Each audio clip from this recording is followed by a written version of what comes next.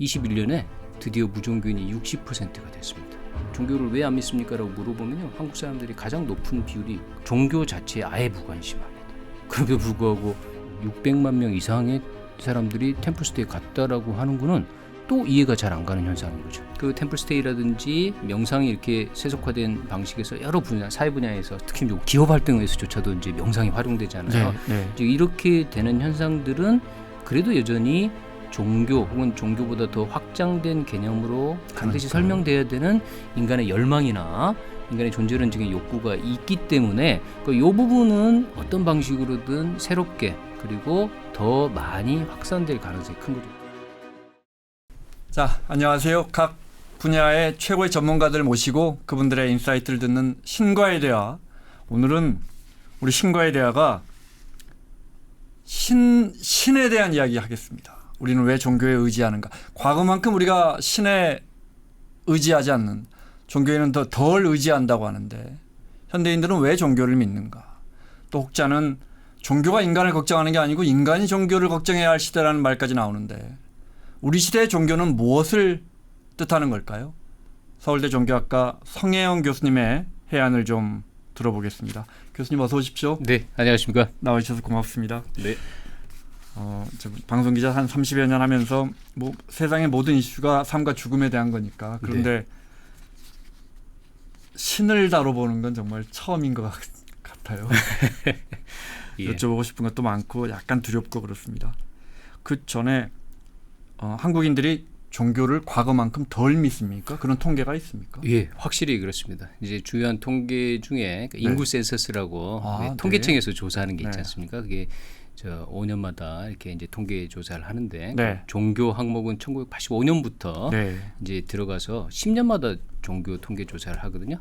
근데 이제 2015년이 이제 마지막인데 그때 이제 56%로 무종교인이 이제 종교를 믿는 사람보다 더 많이 늘게 됐습니다. 네. 그리고 이제 갤럽 조사 같으면요, 갤럽 조사도 4, 5년마다 이렇게 계속 종교 통계를 하는데 21년에 드디어 무종교인이 60%가 됐습니다. 왜 그렇다고 보십니까? 너무 큰 질문이시긴 한데 하여튼 거기는 굉장히 여러 가지 이유가 있다고 생각하는데요.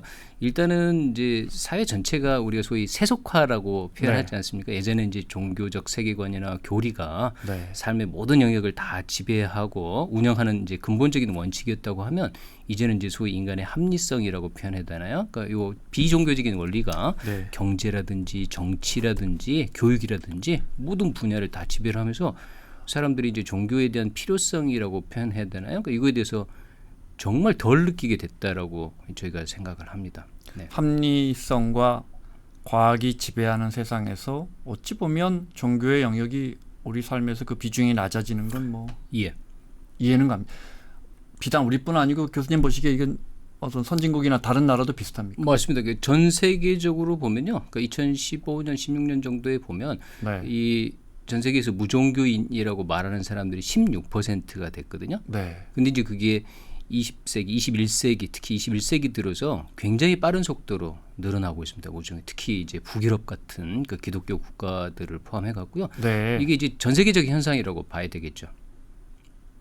그래도 우리도 물론이고 미국 같은 나라는 아주 제가 볼 때는 기독교가 지배한다고 표현하기는 좀 그렇지만 기독교 국가라는 말이 절대 지나치지 않을 정도고 이슬람 국가들은 아직도 심지어 이슬람 원리주의가 이렇게 강한데 이제 전반적으로는 좀 종교에 대한 믿음이 느슨해지고 있다. 네, 그렇죠. 이제 말씀 주신 것처럼 이제 이슬람 국가는 약간 예외적이고요. 여전히 이슬람이 굉장히 그 근본적인 관점에서도 아주 강력한 영향력을 발휘하고 있는데, 그러니까 미국만 하더라도 23%가 이제 무종교인입니다. 그거에 비하면 이제 한국 같은 경우는 동서양 종교가 이렇게 두루 신행되는 다종교 국가인데 60%, 심지어 21년도, 22년도에는요 그 수치가 63%까지 올라갑니다. 교수님 종교학과에서 학생들을 가르치고 계시니까 종교학이라는 학문은 뭐예요? 예, 그 이제 뭐 저희가 보면 인류 역사에서 종교는 굉장히 오래된 현상이지 않습니까? 네. 그런데 이래도 밖에도 종교학이라고 하는 학문은 그러니까 근대 이후에 특히 뭐 18세기 이후에 서양 사람들이 동양 종교를 처음 만나면서 야 이게 종교가 어떻게 이렇게 서로 같고 다를까라고 하는 점에 착안을 해서 종교를 이렇게 이제 신앙심을 돈독히 하는 신학이 아니고 네. 이제 종교를 비교의 관점에서 인간이 왜 종교를 만들고 종교를 믿는가라고 하는 그 종교 현상을 통해서 인간을 더 깊게 만들려는 학문으로 18세기 이후에 이제 처음 시작됐다고 볼 수 있는 거죠. 네. 인간은 왜 신을 믿습니까? 그냥 나약한 존재잖아요. 또 죽음을 피할 수 없고. 예, 그러니까 뭐 거기까지는 아는데. 네, 하여튼 이 뭐 종교학자들의 연구에 따르면 사실 이제 종교의 기원 혹은 네. 이제 사람들이 왜 종교를 믿는가에 관해서는 굉장히 여러 가지 설명들이 있습니다. 뭐 말씀처럼 이제 심리적인 두려움 혹은 이제 위안, 특히 이제 죽음에 대한 공포 때문에 종교를 믿는다라고 얘기하는 분들도 있고요. 네. 그다음에 이제 소위 종교 체험처럼 인간이 이제 보이지 않는 차원이라든지 뭐 이런 것들을 실제로 체험하고 그 보이지 않는 차원에 대한 그런 예민한 감각 때문에 여기서 종교가 비롯됐다라고 생각하는 사람도 있고요. 그것도 심지어는 이제 사회가 이제 유지되고 계속 이제 그 공동체의 정체성을 위해서 그 네. 종교가 이제 사회적 기능 차원에서 종교를 믿게 됐다라고 하는 설명도 있고요. 하여튼 다채로운 설명이 있는 거죠. 종교는 이제 시대에 맞춰서 변할 거 아닙니까? 변해야 맞습니다. 당연한 거고요. 네. 변하고는 있는 거죠. 네. 네. 뭐 형식도 변하고. 네. 저는 이제 천주교를 믿는데 디지털 방식이 많이 도입됐습니다. 그러니까 이제 미사라든지 어린이 미사 네. 볼 때는 이렇게 프로젝트 띄워서 성경 네. 성경 공부도 하고요. 매일 미사집이라고 있거든요. 네. 기도문이 나오는 네. 그때마다 이제 성경 구절이 다르는데 모바일로 이렇게 휴대폰으로 다운로드 받아서 그래서 휴대폰 들여보고 계시는 젊은 분들도 많이 네. 있거든요. 네. 종교는 변화하고 있는 거죠. 변해야 하는 거 시대에 맞춰서 변해야 하는 건가요? 예, 좀 이제 여쭤봐 주신 질문이 사실은 네. 이제 뭐 오늘 저희가 말씀 나누는 것 중에서 가장 핵심적인 네. 이제 내용이 된다고 생각합니다. 무슨 얘기냐면 일단 그 종교 말고도 현대 사회라고 하는 거가 여러 가지 측면에서 너무 급격하게 근본적으로 변화하고 있잖아요. 이 네. 종교와 연관시켜 보면 아까 이제 세속화도 제가 짧게 말씀을 드렸지만 네. 세속화보다 더 중요한 이제 대목 중에 하나가 이제 개인이 자기 삶의 주체로 부각되는 현상이 제가 볼 때는 이 현대 사회에서 정말 인류 역사에 한 번도 없었던 방식으로 그렇습니다. 본격화됐다라고 보거든요. 그러니까 예를 들어서 인간들이 이제 엄청나게 많이 교육을 받았고, 그다음에 정치적으로도 그 권리 의식이라는 게 엄청나게 강해졌고요. 네. 그다음에 뭐 경제적인 풍요 같은 것들, 그다음에 네. 이제 수명의 연장 같은 이 모든 것들이 다 더해지니까.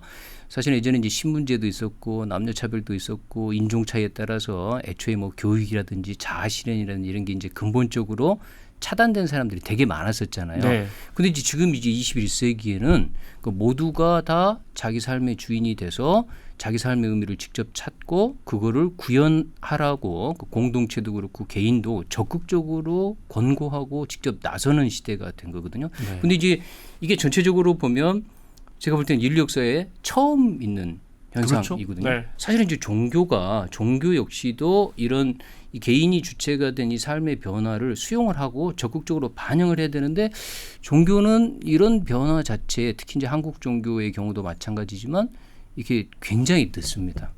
이게 늦어서 예컨대 남녀 차별적 교리를 여전히 얘기하거나 네. 아니면 말씀처럼 뭐 성적 정체성에 관한 문제도 예전하고 되게 달라졌잖아요. 네. 근데 이거를 뭐 경전에 따라서 아주 엄격하고 보수적으로 이렇게 해석을 하고 하게 되면 아까 말씀드렸던 것처럼 60% 이상이 무종교인인데 이분들이 이제 종교에 돌아가거나 종교적 교리를 받아들이려고 전혀 하지 않게 되는 그런 이제 시대가 정말 본격적으로 전개되고 있는 거죠. 예를 들자면 제가 천주교도라서 자꾸 천주교에 대해 예를 들게 되네요. 죄송합니다. 바티칸 같은 경우는 이제 교황님의 성향에 따라 조금씩은 다르지만 그렇죠. 점점 이제 동성애를 인정하는 쪽으로 네.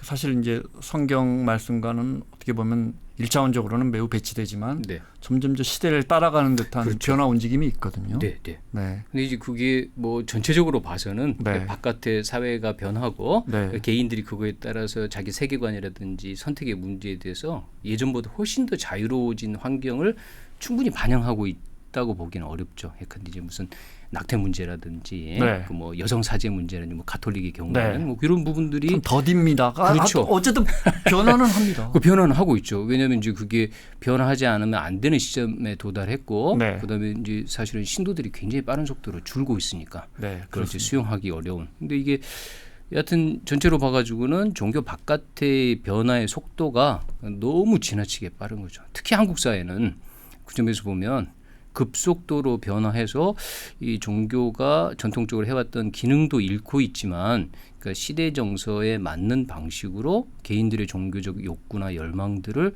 충분히 다 충족시켜주고 있느냐라고 물어봤을 때 이제 이 부분이 예전하고 굉장히 달라졌습니다. 개인화는 뭐 말할 필요가 없고 저 어렸을 때만 해도 이제 주말에 성당, 크리스마스 때 이럴 때는 성당에서 밤새우고 네. 공동체가 네. 중고 집단이 성당이었단 네. 말이죠. 개인화가 정말 무섭게 진행돼서 가족들 안에서도 개인화가 너무 심해서 가족들과의 대화도 밥 먹을 때 전부 자기 핸드폰 보고 네. 있을 정도로 우리가 네. 이제 정말 개인화 네. 사회인데 네. 종교는 사실은 집단이나 공동체를 빼면 존재하기가 네.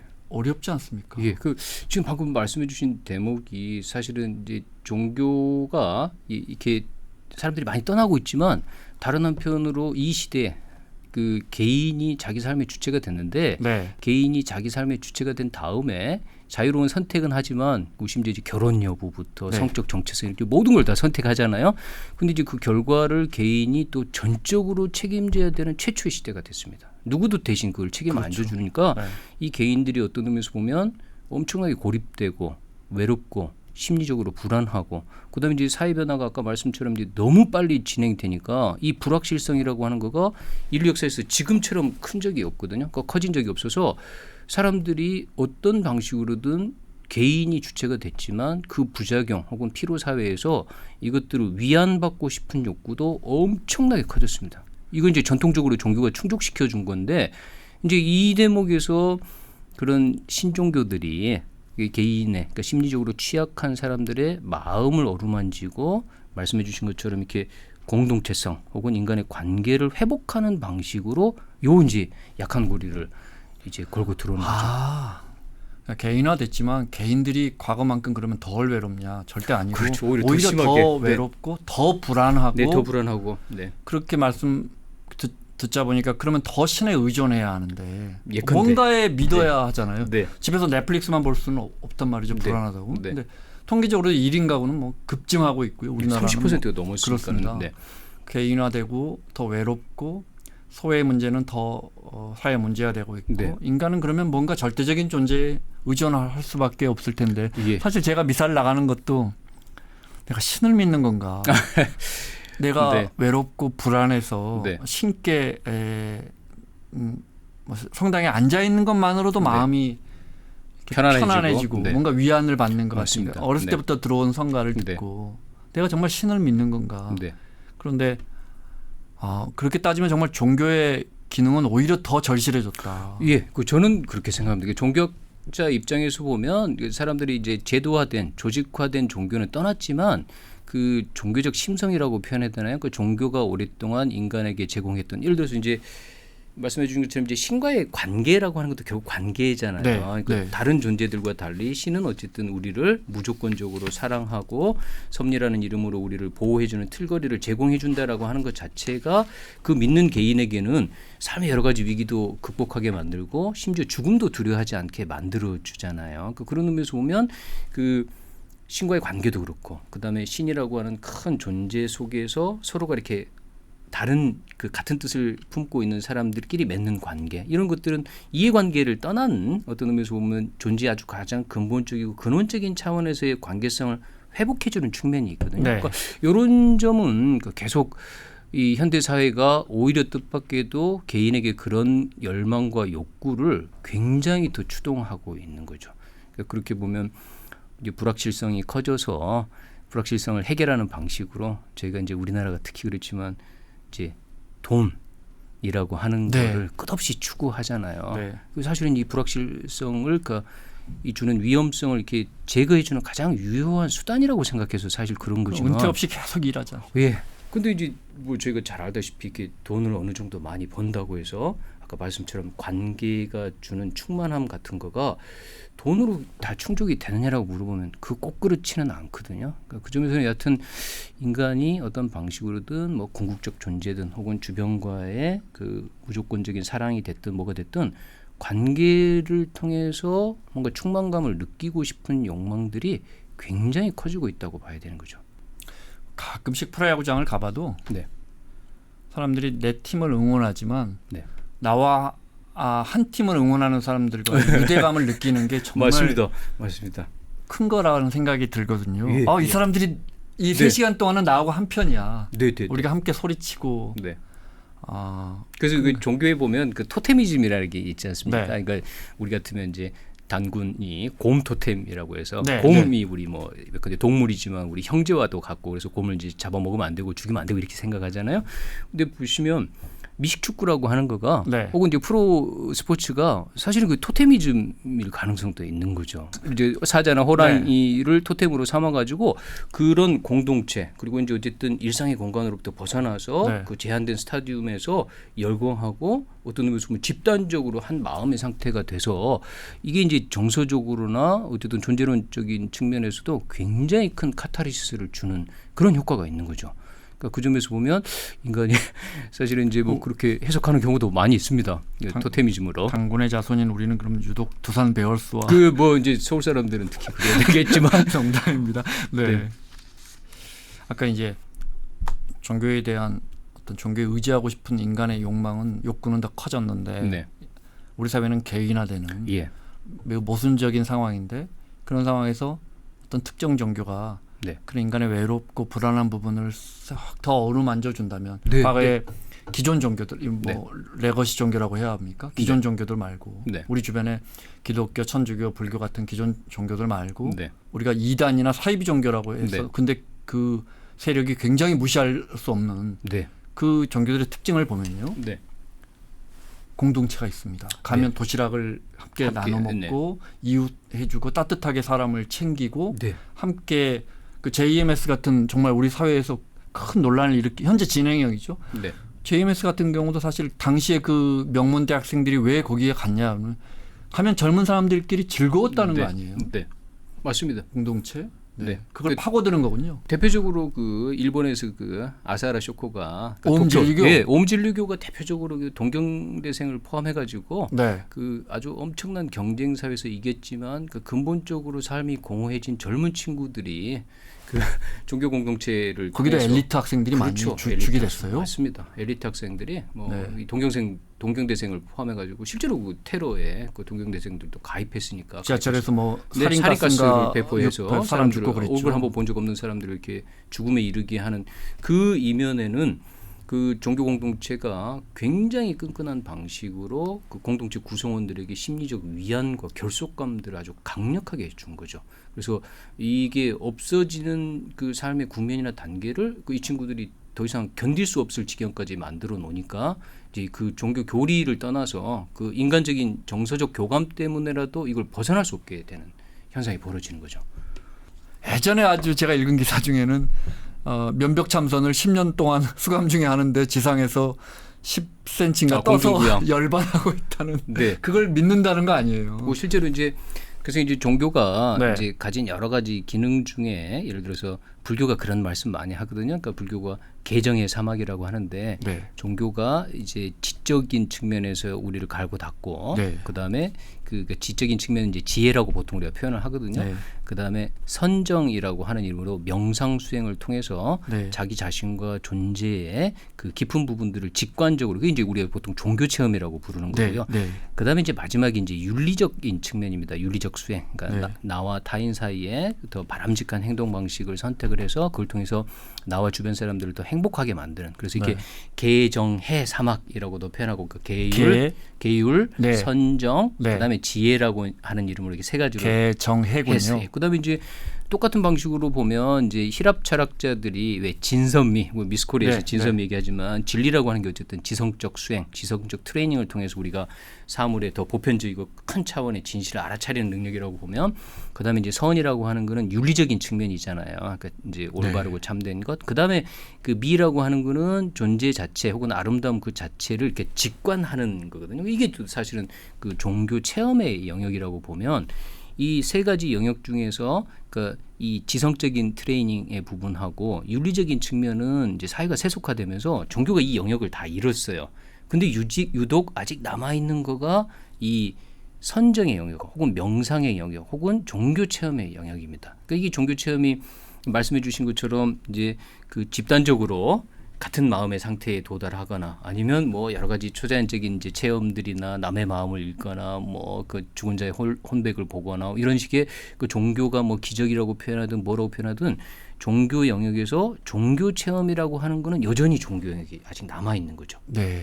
근데 이제 이 영역이 앞서 말씀드린 이게 두 가지, 그러니까 지적인 측면하고 윤리적인 측면하고가 서로 이렇게 독립성이 있어서 이 세 가지가 균형과 조화를 이루지 못하면 위험하게 되는 경우들이 이제 굉장히 생기는 거죠. 아까 이제 쇼코의 경우에는 네. 심지어는 이 친구 이제 자신의 주장과 그 교인들의 주장에 따르면 그 개인의 이제 종교적 에너지들을 강제로 각성시켜서 그 비범한 종교 체험을 해주게 만드는 능력도 갖췄다고 주장하거든요. 근데 이제 반면에 지적인 훈련이라든지 너도 공중부양하게 해주겠다, 예, 뭐 이런 그렇습니다. 겁니까? 뭐 사실 그래서 이제 이 친구들이 그렇게 종교적인 체험이 주는 그 놀라운 통찰이나 혹은 열광의 상태를 맛볼 수 있기 때문에 심리적으로 엄청난 위안을 받는 거거든요. 근데 반면에 이제 그 두 가지 영역, 지적인 측면하고 윤리적인 측면이 균형과 조화를 못 이뤘기 때문에 이 종교 체험이 결국은 모든 사람들을 불행하게 만드는 거거든요. 그 이게 이제 종교 영역에서도 아직 계속 일어납니다. 말씀하신 그러니까 지적인 부분과 윤리적인 도덕적인 부분을 빼고 네. 종교적인 체험만 이런 신비한 걸 보여주고 네, 네. 그럼 약장사잖아요. 근데 그게 이제 뭐 저는 이제 종교학 중에서도 종교 심리학이라고 하는 네. 인간의 이제 마음의 부분에 대해서 더 이렇게 이제 세부 전공을 하고 있는데요.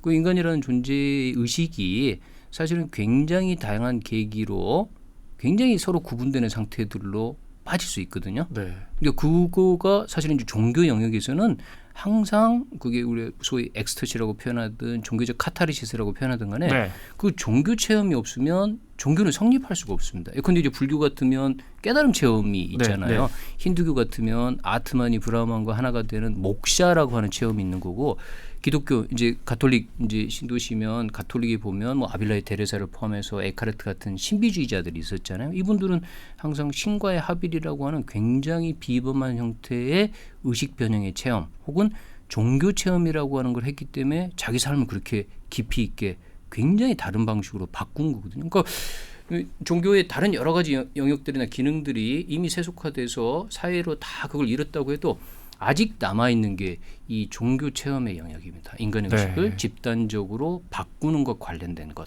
요거는 아직도 남아있어서 그러니까 이 부분이 어떻게 우리가 이해하고 그 올바르게 관계를 맺느냐가 굉장히 중요한 이제 포인트가 됐죠. 남아있단 말은 그러니까 우리가 만나는 종교 부분에서 아직 우리 일상에서 잘 실현되지 않았다 이 말씀이십니까? 그러니까 이제 그 고유의 종교의 고유 영역이기도 하고요. 네. 근데 네. 명상하면 제가 종교 체험이 그렇죠. 이제 명상은 이제 인간의 의식을 의도적으로 변화시키겠다라고 하는 종교적 수행법이거든요. 네. 종교 단체가 종교 조직이 수천 년 동안 개발시켜온 방법이라고 하면 이 명상은 아직 종교 영역에, 그러니까 지적인 측면이나 윤리적인 측면에 비해서 네. 종교가 아직도 가지고 있는 거죠. 근데 이제 지금은 이 명상도 종교를 그거는 따르고 있습니다. 합리적인 과학적인 사고로는 다 설명이 되지 않은 그렇죠. 네, 윤리나 도덕 부분은 우리가 이제 학문이나 과학이나 이런 합리성이나 인간의 이성으로 다 네. 우리가 지금까지 뭐랄까 이해되어 오고 경험해 왔다면 네. 이 부분은 아직은 맞습니다. 종교로 남아 있다. 종교 종교적 영역으로. 체험. 네, 종교 체험으로. 이해했습니다. 아. 네, 그리고 예를 들어서 뭐 기독교 같으면 이제 사도 바울이 네. 처음에 기독교 신자가 아니었잖아요. 그런데 기독교 신자들을 탄압하려고 다마스커스라고 하는 먼 곳까지 가다가 갑자기 예수의 목소리를 듣고 네. 그다음에 기독교 신자로 하루아침에 변해서 자신의 목숨을 잃을 때까지 아주 엄청나게 헌신적인 기독교 신자가 되거든요. 네. 그러면 이제 이 체험은 이거 어떻게 이해해야 되냐는 거죠. 그러니까 사도 바울이 주장하는 예수를 직접 목소리를 들은 체험. 이 체험이 자기 삶과 세계관을 이렇게 하루아침에 뒤집었는데 그러니까 이런 식의 종교 체험이라고 하는 거는 사실은 인류 종교사에서 끝없이 이 얘기를 이제 해오고 있다는 거죠. 그리고 여전히 지금도 종교 체험은 그 윤리나 지적인 측면과 달리 여전히 이제 종교의 테두리 속에 있는데 그 최근에는 이 명상조차도 인간의 의식을 변형시켜서 소위 의식 변형 상태에서 종교 체험을 하려고 하는 이 명상 수행조차도 종교 바깥으로 나가고 있습니다. 아, 저기 불교의 저거 뭡니까? 템플스테이. 템플스테이 같은. 네. 템플스테이 같은. 그다음에 이제 그 뭐 소위 저 MBSR이라고 표현하는데요. 마인드풀리스 베이스드 스트레스 리덕션이라고 하는 네. 그 동남아시아 불교의 소위 이제 그 명상 수행법이 미국으로 건너가서 스트레스를 감소시키는 마음 챙김 명상이라고 됐는데 이게 이제 종교적 교리와 전혀 무관하게 의료 현장에서 혹은 교육 현장에서 인간의 스트레스를 감소시키는 방법으로 사용되니까 명상이 이제 세속화된 거죠. 그다음에 뭐 제가 있는 서울대만 하더라도 그 학부 교양 수업에요. 명상과 수행이라는 수업이 있습니다. 그리고 한 학기 100명 이상씩 듣습니다. 그 종교적 믿음으로 들어오는 건 아닙니다. 아니에요. 이 듣는 친구들의 90%가 종교 없는 친구들입니다. 네. 한 학기 수업을 듣지만 이 수업 끝나고 나서 종교를 가지겠다고 하는 친구들은 거의 없습니다. 네. 그러니까 이런 현상들이 그러니까 지적인 측면, 윤리적인 측면뿐만 아니라 종교의 오랫동안 고유 영역이라고 생각했던 명상 수행마저도 종교의 영역을 벗어나고 있으니까 이제 정말 종교가 현대인들에게 어떤 의미와 역할을 할 수 있는지에 대해서 특히 제도 종교는 제가 볼 때는 굉장히 큰 위기에 봉착한 거죠. 종교가 갖고 있던 것 같은 기존의 개념이라든지 그것들이 많이 희석화되고 있다 이 말씀이시죠? 예. 세속화라고 표현해도 됩니까? 예. 근데 이제 그 세속화는 이제 종교하고 이렇게 딱 대비가 되는 개념이어서 그렇군요. 네, 네. 그래서 이제 학자들이 어떤 식의 표현을 쓰냐고 하면요. 그 제가 뭐 최근에 쓴 책 이름도 그 종교 이후의 종교라고 하면 네, 네. 종교 이후의 종교라는 말 이상한 표현인 거잖아요. 네. 종교가 어쨌든 끝나고 그 다음에도 또 종교가 된다고 하면 네. 앞에 종교는 뭐고 뒤에 종교는 뭐냐 이런 네. 얘기도 있고 이거보다 더 노골적으로 역설적인 제목은 무종교의 종교라는 말이 있습니다. 네. 무종교의 종교, 심지어는 종교를 넘어선 종교 이런 표현들을 씁니다. 그러면 무종교의 종교라고 하는 것은 우리가 지금까지 알았던 전통적인 제도화된 그런 방식의 종교는 아니지만 다른 방식으로 인간이 뭔가 자기보다 더 큰 어떤 차원이나 존재와 관계를 개인적으로 확인하고 이걸 통해서 자기 삶의 의미를 찾으려는 노력들을 이게 이제 종교 언저리에서 일어나긴 하는데 우리가 알았던 종교 속에서 완전히 독점된 형태로는 안 일어나니까 이걸 어떻게 표현해야 되는지라고 하는 딜레마에 빠진 거죠. 그래서 그런 네. 역설적인 표현들, 무종교의 종교와 같은 혹은 이제 미국 사람들이 요즘 많이 쓰는 표현으로는요. I am spiritual. 당신은 종교가 있나요?를 물어보면 I am spiritual but not religious라고 표현합니다. 줄여서 SBNR이라고 하는 표현인데요. 나는 영적이지만 종교적이지는 않아요라는 표현을 쓰는 거죠. 알 것 같습니다. 네, 그래서 영성과 종교성이 구분되기 시작한 거죠. 그러니까 종교성은 전통적으로 제도 종교, 조직화된 종교와 연관되는 것을 우리가 종교성이라고 부르고 제도 종교로부터 독립해서 개인이 예전 같으면 종교성이라고 불렀던 것들을 개인이 주체가 돼가지고 종교의 테두리에 구애받지 않고 심지어 종교의 테두리 바깥에서 스스로 하는 여러 가지 이 노력들을 영성 혹은 영적 탐구, 스피리추얼 이렇게 부르기 시작한 거죠. 영성의 사전적 의미는 원래 뭐였습니까? 원래는 이제 스피릿이라고 하는 말 자체가 어쨌든 이제 비물질적인 차원하고 육체를 이렇게 이어주는 그러니까 사실은 육체를 움직이는 그러니까 호흡에서 온 말이거든요. 그럼 사실은 이제 호흡이 우리가 네. 숨을 쉬고 있으면 살아있다는 뜻이고 호흡을 안 하게 되면 이제 떠났다는 뜻인 거잖아요. 그 어쨌든 뭐 생명의 네. 원리가 그런 의미에서 이걸 일종의 호흡에서 비롯된 영적인 원리가 생명의 원리라고 이제 파악을 한 거거든요. 그 원래 영성이라는 말 혹은 이제 이 영적이라고 하는 말은 철저하게 종교의 테두리 속에 있었습니다. 테두리 속에 있었는데 왜 기독교 영성, 가톨릭 영성 이렇게 표현하잖아요. 네. 근데 이게 이제 20세기 들어서 제도화된 조직을 벗어났지만 여전히 옛날로 치면 종교성 혹은 종교적이라고 불렀을 인간의 노력들을 표현하려고 하니까 적절한 단어가 떠오르지가 않아서 이제 영성이라는 말을 가져다가 영적이라는 말로 표현하기 시작을 한 거죠. 이게 신앙보다는 다른 개념이네요. 그렇죠. 네. 그 신앙과 특히 제도화되고 조직화된 신앙이 아닌 네. 개인이 뭔가 자기 삶의 깊은 의미를 직접 찾고 그거를 삶 속에서 구현하려는. 근데 이거를 세속적이라고 말하기는 어렵고. 그러니까요. 그렇다고 해서 오히려 세속적인 거하고는 좀 반대 개념이에요. 맞습니다. 네. 맞습니다. 그래서 예를 들어서 템플스테이라고 하면 이제 사찰에 그 템플스테이가 2002년에 우리나라에서 시작됐거든요. 네. 그런데 2023년까지 640만 명이 갔어요. 640만 명. 근데 이 중에 최소한 절반 이상은 비불교인이거든요. 네. 그리고 되게 아이러니한 거는요.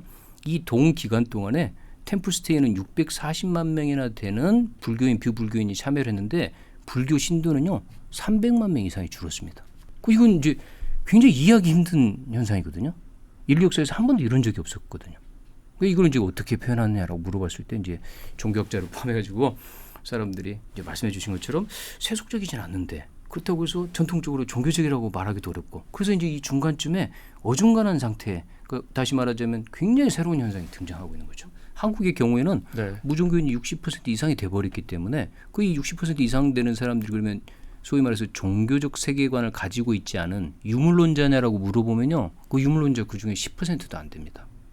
그러면 나머지 60% 중에 90% 되는 사람들은 도대체 어떤 종교적 정체성을 가지고 있냐는 거죠. 유물론자로 묻지 않고 무신론자로 물어봐야 되는 거 아니에요? 근데 그것도요. 이제 네. 불교 같으면 불교는 이제 유신론적인 종교 전통이 아니어서 네.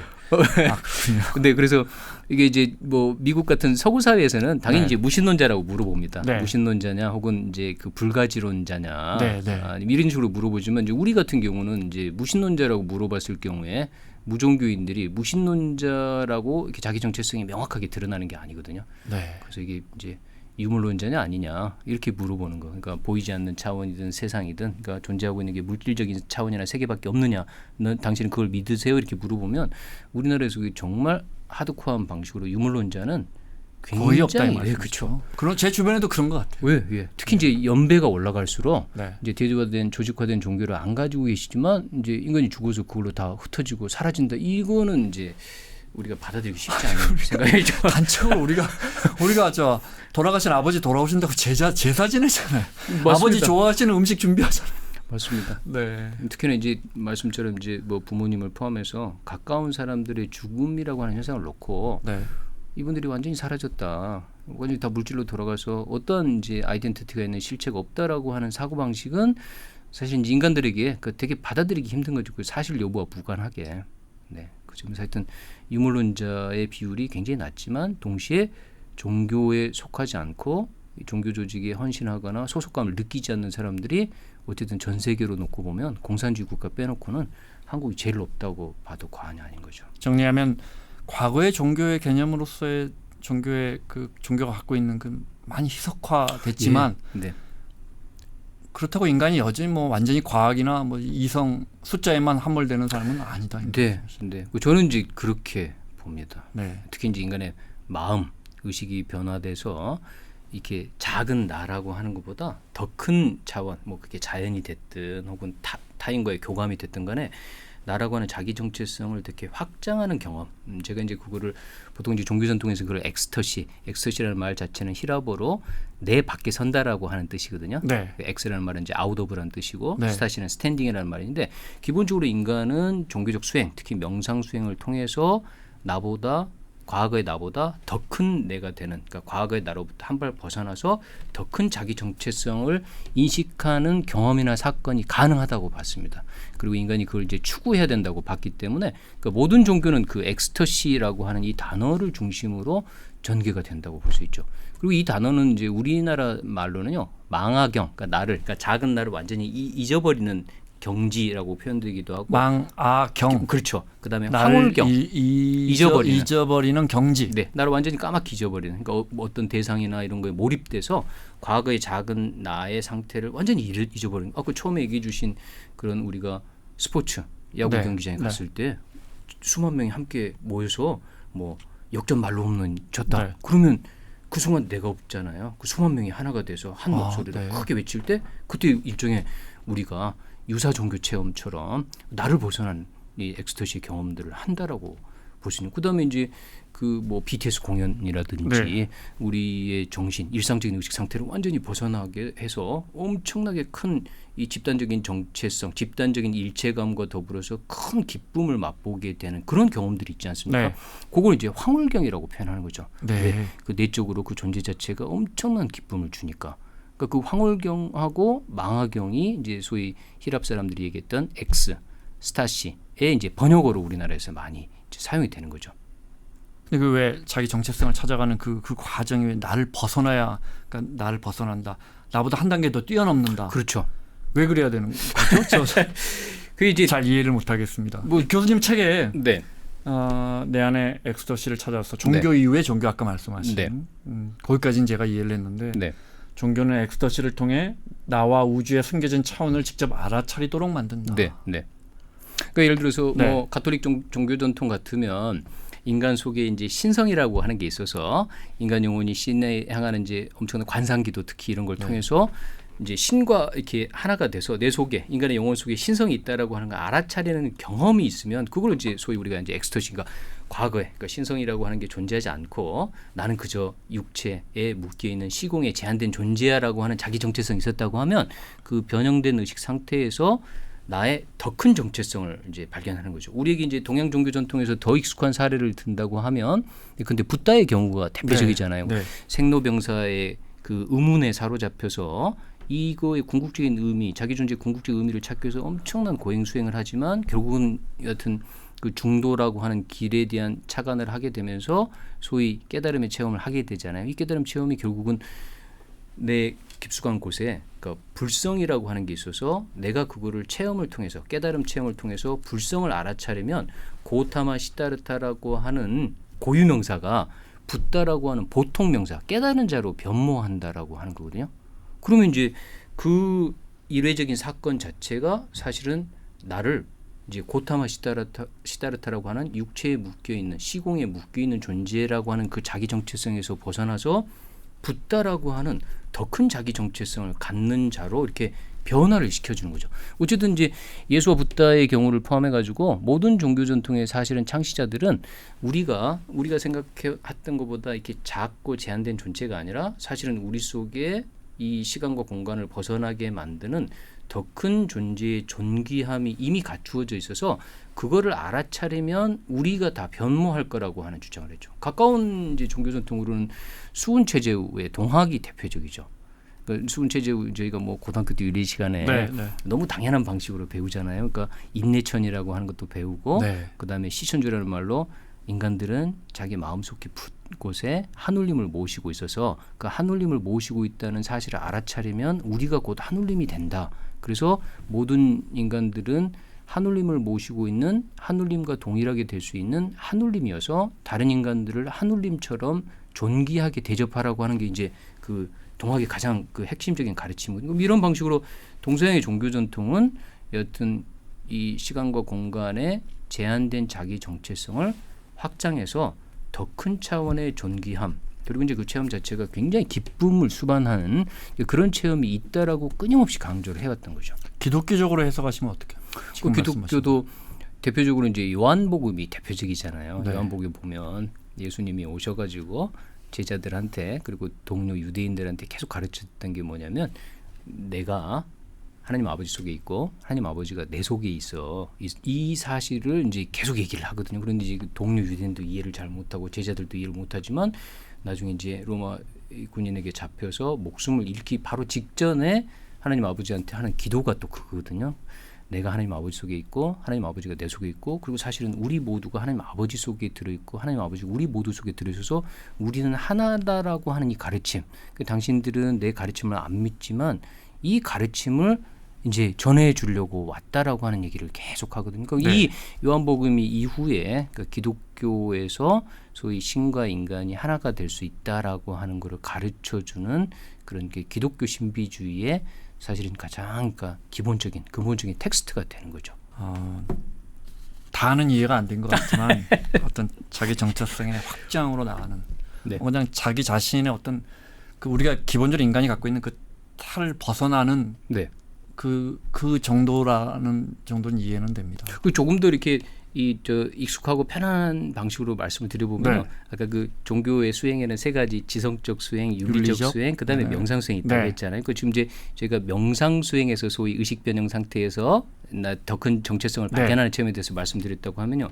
윤리적 수행도 마찬가지잖아요. 우리가 남한테 베풀 때 네. 그 남과 나의 이제 그런 너는 너고 나는 나라고 하는 경계 자체가 무너져서 뭔가 베풀고 베품을 받는 네. 상태에서 갑자기 이렇게 경계가 무너지는 듯한 그런 느낌이 들고 더 큰 전체성, 그러니까 나와 타인이 남이 아니다라고 하는 느낌을 갖게 되잖아요. 그러니까 그런 것도 사실은 어떤 의미에서 보면 이 도움 혹은 남을 도와주고 선한 행위를 함으로써 나와 타인들 사이의 경계가 더 큰 차원에서 해소되는 거라고 볼 수 있거든요. 똑같은 방식으로 지성적 수행도 사실은 저희가 공부를 하고 더 큰 삶과 사물의 질서를 이해하게 되면 나를 벗어난 더 큰 보편적인 질서와 이 원리들을 이렇게 알아차리잖아요. 네. 소위 그렇게 되면 아하 익스피리언스처럼 엄청난 아르키메데스가 그 발가벗고 뛰어갔다는 얘기가 불의 원리를 알아차려서 우주가 이렇게 돼 있구나라고 하는 걸 알아차리는 것처럼 지적인 수행, 윤리적인 수행 그리고 명상 수행이라고 하는 이 모든 것 자체가 우리의 자기 정체성을 더 확장시키는 것을 이렇게 지향하고 있다고 봐야 되는 거죠. 우리가 예를 들어 지적인 체험, 지적인 추구, 윤리적인 추구 종교에서요. 네. 그 종교는 그래서 다들 어떤 선을 추구하지 않습니까? 근본적으로 맞습니다. 우리가 알기에도요. 네. 근데 우리가 예를 들어 오음진리교에서 아까 그 살인가스를 뿌리는 건 사람을 죽이는 거잖아요. 네. 그런 건 왜 믿게 되는 거예요? 우리가 왜 이단이나 사이비 종교에 빠져서 윤리적이지 못한 것, 반사회적인 행동을 네. 하게 되는 겁니까? 이게 그걸 뭐 달리 말씀을 드리자고 하게 되면 일단은 어쨌든 그 종교의 교리 혹은 그 종교 조직에 대한 소속감 자체가 네. 자기 삶의 의미와 의미에 기반한 행동 방식들을 다 이렇게 규정을 해주잖아요. 네, 네. 어떤 방식으로 살아야 된다. 네. 근데 이제 그 어떤 방식으로 살아야 된다라고 하는 그 행동의 측면은 사실은 이제 윤리적인 차원하고도 연관이 돼 있고, 그다음에 지적인 이해라고 하는 차원하고도 상관이 돼 있지 않습니까? 네. 근데 예전 같으면 뭐 남녀 차별이 너무 당연하고 인종 차별이 너무 당연했다고 하면 윤리적인 측면에서도 이게 문제가 있는 거고, 네. 그다음에 이제 지적인 측면에서도 보면 뭐 공평하게 그 대등한 존재로 태어난 존재 자체를 공평하게 이게 대우하지 않고 이게 이 대하지 않는 것 자체가 그 공동체의 존속이라든지 존립이 굉장히 위험할 수 있다라고 하는 그 지적인 이해 같은 거가 예전엔 다른 방식으로 존재했다고 표현할 수 있는 거잖아요. 네. 이렇게 보면 결국은 아까 말씀드린 것처럼 이 해당 종교가 근데 이 반이성적이거나 반윤리적인 이제 이런 행동들이 사실은 종교가 주는 위안, 특히 이제 종교 체험이 됐든 혹은 종교 공동체, 종교 지도자 혹은 믿는 사람들 간에 생기는 강한 정서적 결속감, 이거하고 이게 충돌하는 일이 벌어진다고 봐야 되는 거죠. 그래서 그 끝없이 이 예컨대 기독교 같으면 예수가 뭐 온갖 기적적인 이적을 하더라도 그 바울이 얘기입니다만은 이적적인 행위를 하더라도 가장 중요한 거는 예컨대 사랑이라고 하는 얘기를 하지 않습니까? 그러니까 윤리적인 행동이라고 하는 걸 통해서 타인을 사랑하고 타인에게 사랑받고 그걸 통해서 모두가 다 행복해지는 게 중요하지. 개인이 뭐 초자연적인 경험을 하거나 신의 은총을 받아서 여러 가지 비범한 종교 체험을 하더라도 그것 자체가 올바른 건 혹은 바람직한 건 아닐 수 있다라고 하는 얘기를 이제 끝없이 하는 거고요. 네. 그다음에 불교의 경우에도 뭐 근데 자비, 그다음에 보살과 같이 그 깨달은 다음에 궁극적으로 해야 되는 거는 사회에 돌아와서 이웃 사람에게 도움이 필요한 이웃 사람에게 도움을 베푸는 행위를 통해서 자신도 행복하고 타인도 행복해질 것을 계속 강조한다라고 하는 거죠. 그러니까 이 종교 창시자들이 주장했던 요 가르침들을 어쨌든 실천하지 않게 되면 이제 그게 이제 종교가 문제의 원인이 되는 거죠. 우리가 이슬람을 잘 몰라서 그렇지만 지금 말씀하신 그런 교리들이 이슬람도 거의 비슷하다면서요? 예. 그 이슬람도 그 굉장히 사실은 이제 종교적 신행이라고 하는 관점에서도 그렇고 네. 여러 가지 측면에서 보면 이게 베풀고 자비를 헌신하고 그러니까 기부하고 그 구휼하는 거를 굉장히 강조하는 종교입니다. 그런데 이제 말씀처럼 이제 종교도 이제 이슬람조차도 여러 가지 다양한 스펙트럼이 네, 있잖아요. 한 테두리로 묶을 수 없는. 근데 이제 어떤 근데 IS라든지 탈레반과 같은 이제 근본주의고 원리주의적 관점에서 보면 다른 종교, 심지어 같은 종파 내에서 같은 종교 내에서 좀 더 자유주의적인 이제 교파 혹은 이제 종단에 대해서 굉장히 배타적이고 독선적인 태도를 취하는 거잖아요. 그럼 사실 어떤 의미에서 보면 모든 종교가 다 마찬가지니까, 네, 이상적인 가르침하고 현실에서 그걸 어떻게 실천하고 받아들이냐는 이거 진짜 별개의 문제인 것처럼 보입니다. 종교가 그런 어떤 윤리적인 또 지적인 그런 걸 추구하는 그 기본적인 개념을 갖고 있지만 사실 현실로 돌아오면 지난 2000년 동안 네. 여기서 이제 2000년 동안이라는 말이 벌써 이제 예수의 탄생 네. 이유 아닙니까? 네. 네. 사실은 인류가 아주 많은 사람을 죽이는 사건들은 대부분 종교 네. 때문입니다. 네. 최소한 이제 종교가 정당화 시켜주거나. 네. 네. 그 사피엔스 보면 네. 인류가 다 신을 믿다가 네. 유일신을 유일신으로. 믿으면서 네. 아 나는 이 신을 믿는데 너는 그 신을 믿니? 네. 그러면 우리의 적이구나. 배척하기 시작했다. 네.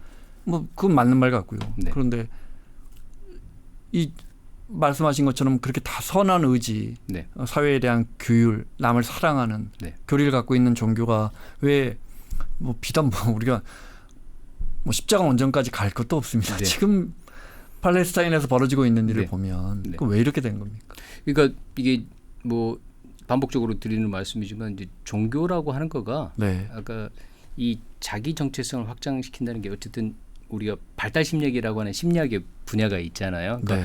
어린아이 때는 제가 잘 이해 못했던 거가 그러니까 나이가 들고 세상 경험이 쌓이고 지식이 쌓이게 되면 어렸을 때 이해 못했던 것들을 굉장히 여러 가지 방식으로 더 깊게 이해하는 현상들이 벌어지잖아요. 그 인간은 그런 의미에서 보면 자연스럽게 발달해 간다고 볼 수 있거든요. 그러면 네. 종교라고 하는 것도 종교의 믿음, 종교 경전에 대한 이해 자체도 사실은 처음에 들어갈 때는 성경이 말하는 것처럼 어린아이처럼 시작을 하지만 나중에 이제 깊어지면 어른의 신앙이 돼야 된다는 거죠. 근데 그렇게 보면 이제 그 표층에서 종교가 시작되지만 나중에 이제 심층으로 넘어가야 되고 네. 그 표층 종교라고 하는 거는 나만이 중요하고 내 종교만이 중요하고 네. 내 국가, 내 가족만이 중요하다라고 하는 자기중심적 종교라고 하면 사실은 이제 종교라는 게 심층으로 넘어가면 아까 말씀처럼 과거의 정체성을 더 확장시키고 더 확대해서 내가 여전히 과거보다는 더 나아졌지만 지금 이 시점에서도 내가 여전히 모르는 게 있을 수 있잖아요. 그러면 그 모르는 것에 대한 유연한 태도, 더 알려고 하는 태도를 취한다고 하면 이 독선적이고 경직된 태도를 갖기 어렵지 않겠습니까? 네. 그런 의미에서 보면 종교 활동이나 생활이 이렇게 자연스럽게 성장하고 발달한다라고 하는 거를 종교도 강조를 해야 되는데 우리가 이제 그 근본주의 원리주의 특히 뭐 이슬람 탈레반 같은 경우도 대표적이지만 몇 가지 원칙들을 있는 그대로 불변의 원칙으로 받아들이고 거기 충실하기만 하면 삶의 모든 문제가 해결될 것처럼 주장을 하게 되거든요. 그러면 이게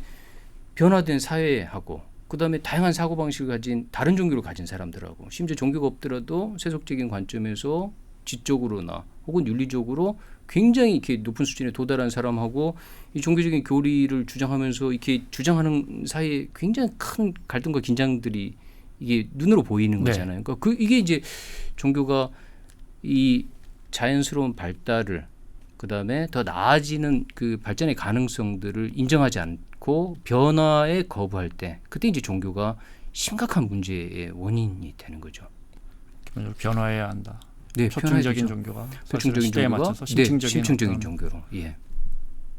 구교와 신교의 갈등이 딱 그 사례인 것 같은데요. 네, 그럴 수 있죠. 네. 이제 신교가 이제 구교가 놓치고 있었던 혹은 실천하지 않고 있었던 예수의 가르침들을 이렇게 다시 복원하고 네. 거기 충실하게 살려고 했던 거죠. 뭐 면죄부를 판다든지 네.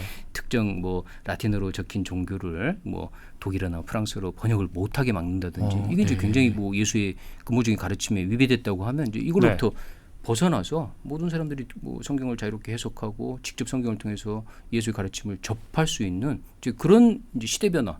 뭐 당연히 인쇄술의 발전도 있었고 인간들이 이제 좀 훨씬 더 지적으로 변했다는 시대의 환경의 변화도 있었겠습니다만은 그러니까 그런 환경에 적응하지 않게 되니까 그러니까 프로테스탄티즘이라고 하는 게 강력하게 등장한 거고 지금은 이제 그런 관점에서 보면 종교 그 자체가 왜 필요한지를 근본적인 차원에서 사회 모든 분야 현대인들이 이제 물어보는 최초의 시점이 된 거죠. 그러니까요. 그럼 좀 더 직설적으로 말하면 많은 분들이 종교에 실망하고 있는 것 같아요. 예.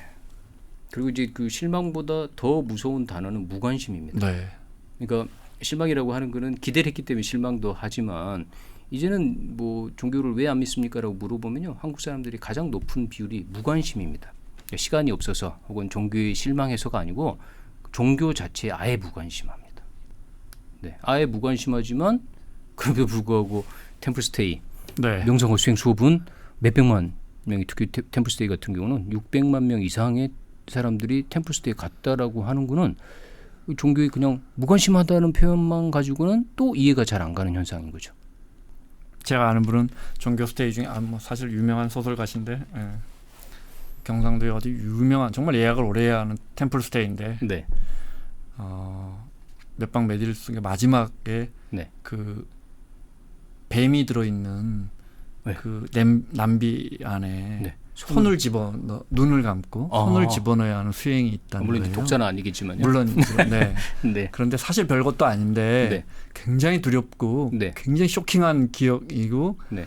그 수행 과정에서 정말 자기를 돌아보는 큰 세레모니였다. 예, 예.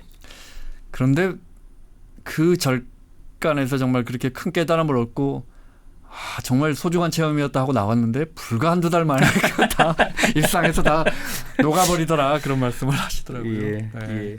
그 말씀도 네. 사실은 이 절 바깥에 혹은 교회 바깥의 세상이라는 게 특히 한국 사회는 뭐 자고 일어나면 뭐 어제와 다른 사건이 생겨서 도대체 이 사건을 어떻게 이해해야 될지가 뭐 전문가들도 다 이렇게 당황하지 않습니까? 네. 이 뭐 신과 대화라고 말씀하셨습니다. 신조차도 아마 한국에 태어났으면 너무너무 당황하고 어떻게 살아야 될지 잘 모를 정도로 네. 그러니까 이게 한국 사회만큼 사실은 종교가 필요하면서도 이 너무 스트레스가 심하니까 너무 불확실성과 변화가 막대하니까 그러니까 그 점에서 열심히 한국 사람들이 힐링을 이제 필요로 하지만 또 동시에 그 힐링을 필요로 한다는 게 아이러니하게도 얼마나 살기 힘든 사회인가라고 하는 걸 단적으로 보여주는 것 같습니다.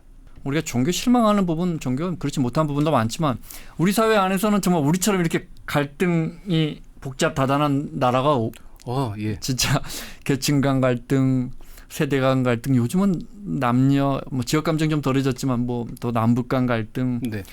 우리 유일하게 정말 다행스럽게 종교 갈등이 없습니다. 예. 네. 부처님 오신 날 앞에 행사 가보면 이렇게 수녀님들 앉아 계시고. 맞습니다. 이건 뭐 어떻게 해석을 해야 할까요? 참 다행인 건 분명한데. 네. 이런 현상은 어떻게 보세요? 종교학자 입장에서도 네. 한국처럼 동서양 종교가 고루 이렇게 실행되는 나라도 드물고 그 말씀처럼 또 종교를 믿는 사람하고 믿지 않는 사람이 또 절반씩 이렇게 있는 나라도 전 세계에 없으니까 그런데도 불구하고 이렇게 종교가 절대적인 세계관이어서 그 다른 나라나 공동체는 이제 서로 다른 종교가 두 개만 들어가도 아주 뭐 유혈 사태가 나고 이렇게 야단 법석인데 한국은 어떻게 이렇게 동서양 종교를 고루 실행하는데도 이렇게 종교를 둘러싼 폭력이 아주 심하지는 않을까? 그러니까 네. 존재하는 이렇게 곰곰이 생각해 보면요, 제가 이제 이게 뭐 입증은 안 됩니다만은 이게 종교 심리학자의 관점에서 보면 아까 처음에 이제 우리가 종교가 의식 변형의 상태, 네. 소위 말해서 네. 자기보다 더 큰 이제 의식의 상태로 이렇게 넘어가는 거라고 표현하잖아요. 그런데 의식 변형을 사실은 한국 사람들이 굉장히 잘합니다. 그러니까 신기라고 우리가 보통 표현하잖아요. 그러니까 집단적으로나 개인적으로 네. 이렇게 때와 장소를 가리지 않고 한국 사람들이 신기가 굉장히 세죠. 그래서 제가 그 단적인 사례로 그 삼국지 위지 동이전에 그 중국의 역사서인데 그 보면 이제 부여부터 시작해가지고 고구려 사람들이 제일 잘하는 것 중에 하나가 음주가무거든요. 네. 음주가무 다 합하면 그 끝은 어쨌든 의식변형 상태인 거잖아요. 네. 술 마시고 그거하고 아까 말씀하신 그 어떤 신기, 그러니까 자기 정체성의 확장이라고 설명해 그렇죠. 주셨잖아요. 집단적으로. 좀 다른 거 아니에요? 근데 그게 뭐 어떤 네. 의미에서 보면 이제 제가 볼 때는 이제 그 인간의 의식을 변형시키는 굉장히 다양한 요인들이 있습니다. 그 중에 이제 대표적인 게 향정신성 약물들이요. 네. 알코올을 포함해가지고 네. 우리가 소위 뭐 이제 뭐 양귀비들 뭐 이런 거 다 네. 향정신성 약물이거든요. 사실은 예전에 이제 종교라고 하는 거가 그 향정신성 약물하고도 또 관련이 있었던 적이 많으니까요. 그것도 그렇지만 그다음에 이제 명상수행이라고 하는 거는 이제 바람직한 방식으로 인간이 의도적으로 자기 마음을 변화시킨다라고 표현하면 네. 전체적으로 한국 사람들은 그렇게 그 음주가무가 됐든 혹은 뭐 다른 방식이 됐든 간에 예전에 이제 저희가 어린 시절만 하더라도 이제 샤머니즘 무속이 굉장히 이제 강했을 네. 때는 이제 동네에서 이렇게 굿 같은 거 하게 되면 이 마을 사람들이 이렇게 함께 집단적 이제 그 변형 의식 상태, 엑스터시 상태, 신기 상태에 이제 네, 네. 들어가는 경우도 있잖아요. 빨려든다 이 말씀이죠. 그렇죠. 그다음에 네. 뭐 2002년 월드컵 집단 응원 같은 경우도 집단적인 그런 의식 변형의 상태에 우리나라 사람들이 굉장히 쉽게 들어가고 그다음에 이제 그 빠져나와도 후유증이 잘 없죠.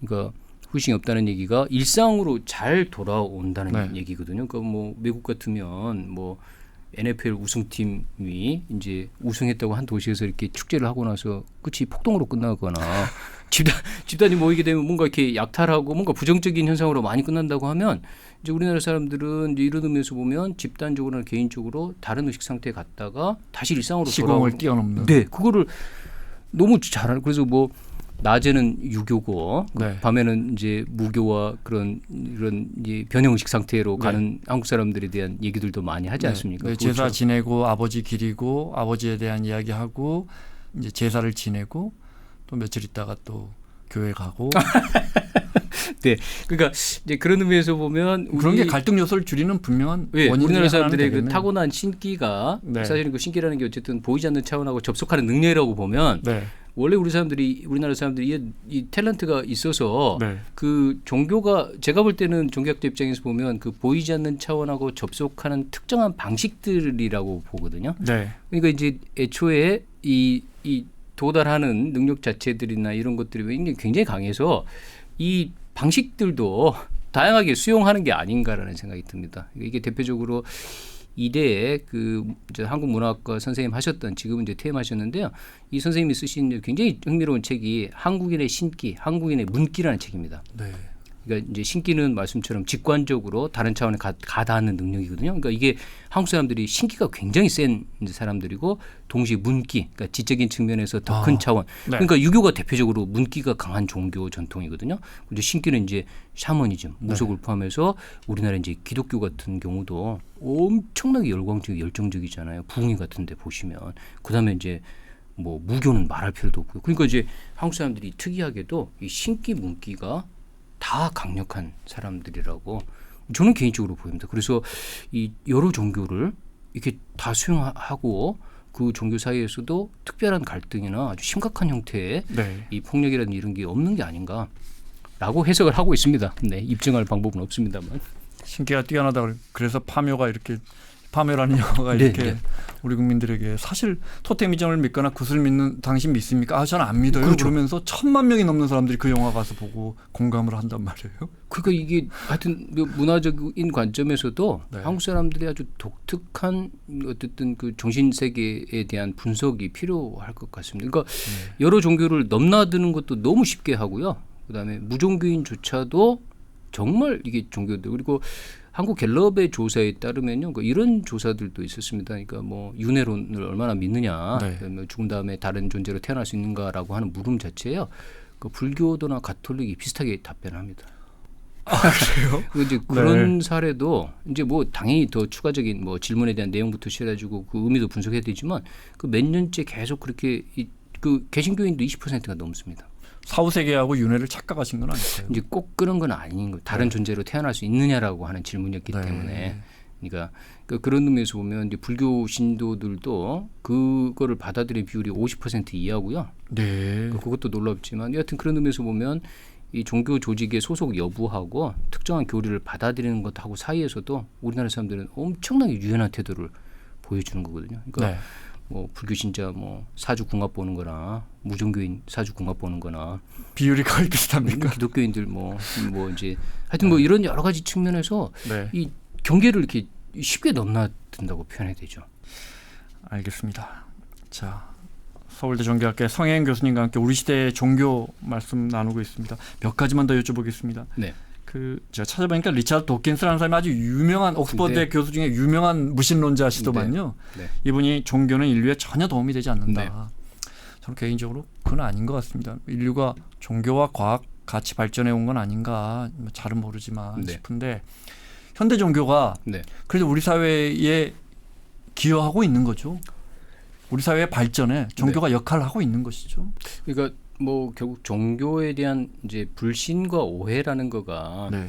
예를 들어서 뭐 기독교인들조차도 여러 기독교 한 단일한 실체는 아니잖아요. 네. 그러니까 불교인도 단일한 실체가 아니고, 근데 한국인도 단일한 실체가 아니지 물론이고요. 않습니까? 뭐 일본인도 당연한 실체가 아닌데, 이제 그런 의미에서 보면 우리가 그 실체를 구성하고 있는 다양한 스펙트럼 중에서, 그러니까 부정적인 이제 행동이나 부정적인 이제 태도를 보여주는 사람들을 뽑아내 가지고 네. 이거를 뭐 한국인의 전체, 일본인의 전체, 혹은 뭐 기독교인과 불교인의 전체, 혹은 종교인의 전체라고 얘기하는 거는 이건 문제가 있는 거죠. 네. 그다음에 네. 말씀처럼 종교가 표층에서 시작해서 심층으로 개개인이 점점 그 종교 안에서도 이렇게 발달하고 발전해 나갈 수 있다라고 하는 가능성을 우리가 애초에 전제로 놓고 본다고 하면 어제 다르고 오늘 다르고 내일 다를 거잖아요. 그러니까 그런 의미에서 어떤 특정한 시점에 특정한 사람이나 특정한 집단의 특정한 행동들을 보고 이게 종교의 전체다라고 얘기하는 거는 이건 이게 너무 과도하게 일반화시키는 게 아닌가라는 생각이 들거든요. 그리고 실제로 종교사를 보면 예수와 붓다의 삶도 그러지만 예수의 붓다의 가르침을 따라서 정말 보통 사람들은 하기 힘든, 이제 나쁜 의미에서도 그렇지만 굉장히 훌륭하고 좋은 관점에서 이타적이고 희생적인 삶을 살았던 네. 대단히 훌륭한 종교인들이 있었거든요. 네. 이걸 보면 이게 종교가 그렇게 그런 양가적으로 작용할 수 있는 거지. 근데 그걸 불문하고 특정한 종교 하나를 놓고 이 종교가 좋다 나쁘다라고 단언하는 거는 이건 이제 문제가 있다라고 생각이 됩니다. 네. 어떤 윤리적인 또 지적인 또 아까 이제 체험적인 그런 종교의 그 우리 시대에 대한 변화 설명해 주셨는데, 종교는 앞으로는 어떻게 될까요? 종교의 미래는요? 이제 정확한 거는 뭐 누군들 네, 예측하겠습니까만은 그래도 이제 추세를 놓고 보면 그 제도화된 종교가 이렇게 약해지고 무종교인이 늘어나는 거는 이제 불가피한 현상 같습니다. 그리고 최근에 이제 그 속도가 점점 더 빨라지고 있으니까 이제 그렇게 보면 종교가 사람들이 요청하는 이제 필요성을 제도화된 종교가 변한 상황 속에서 적절한 방식으로 충족시키지 못하면 사람들이 더 빨리 더 많이 떠나갈 거는 이제 불보듯 뻔한 거죠. 네. 그 점에서 이 기존의 종교가 어쨌든 변모해야 될 필요가 있는 거고요. 그다음에 그 템플스테이라든지 명상이 이렇게 세속화된 방식에서 여러 분야, 사회 분야에서 특히 기업 활동에서조차도 이제 명상이 활용되잖아요. 네. 네. 이제 이렇게 되는 현상들은 그래도 여전히 종교 혹은 종교보다 더 확장된 개념으로 반드시 그러니까요. 설명돼야 되는 인간의 열망이나 인간의 존재론적인 욕구가 있기 때문에 이 부분은 어떤 방식으로든 새롭게 그리고 더 많이 확산될 가능성이 큰 거죠. 특히 한국처럼 개인에게 스트레스가 너무나 많고 그다음에 심리적인 위안이라든지 정서적 유대가 정말 간절하게 필요한 사람들이 많은, 이렇게 변화가 빠른 시대를 살고 있는 우리나라 사람들에게는, 그리고 이제 말씀해 주신 것처럼 갈등, 분열, 차이, 이게 이제 너무너무 우리를 힘들게 만들잖아요. 그러니까 그런 의미에서 이렇게 통합시키고 더불어서 행복하게 만드는 종교의 역할이나 의미라는 게 반드시 또 회복될 필요가 있는 거죠. 알겠습니다. 나는 종교 별로 필요 없는 것 같아. 나는 신을 믿지 않아. 네. 라는 청년들에게 네. 끝으로 교수님이 네. 그럼 뭐 그들의 개인화된 사회에서 그들의 자유지만 교수님이 조언을 하나 해주실 게 있다면요? 네, 뭐 종교가 고유의 의미와 기능이 있다라고 생각을 하고요. 네. 그래서 이제 본인의 종교적 열망이 꼭 종교적이라는 단어로 포착이 안 되더라도 나보다 더 큰 타인이든 혹은 또 뭐 보이지 않는 세계가 됐든 혹은 내 존재의 더 깊은 차원이든 이거를 확인해서 내 삶을 더 깊게 이 의미를 발견하고 싶다라고 하는 욕망이 생기거나 욕구가 생기면 이제 그것들을 과감하게 이제 쫓아갈 필요가 있고요. 그러니까 그럴 때 지적인 측면 혹은 윤리적인 측면 이것들이 잘 보완이 되면 좋겠고요. 그다음에 제가 항상 이제 어떤 종교가 본인에게 가장 적합하나요? 이런 질문들 많이 받는데요. 그럴 때 항상 답변 드리는 가장 대표적인 답변이 이제 내 마음을 기쁘게 하는 걸 찾아가라고요. 그러니까 내 마음을 기쁘게 만들고 행복하게 만드는 거 이제 그리고 찾아가시고 그다음 그 과정에서 내 기쁨만큼이나 남의 기쁨도 중요할 수 있으니까 이 양자를 잘 조화시키면 어쨌든 뭐 또 현대 사회가 스트레스가 많지만 동시에 개인에게 엄청난 자유가 또 주어졌잖아요. 행복할 수 있는 자유가. 그래서 그 자유를 종교의 영역에서도 마음껏 발휘하셔가지고 종교를 통해서 존재론적 기쁨과 행복을 찾으셨으면 좋겠습니다. 알겠습니다. 자, 오늘 신과의 대화 서울대 종교학과 성혜윤 교수님과 함께 현대사회의 종교, 우리 시대의 종교에 대해서 말씀 나눴습니다. 오늘 나와주셔서 고맙습니다. 고맙습니다.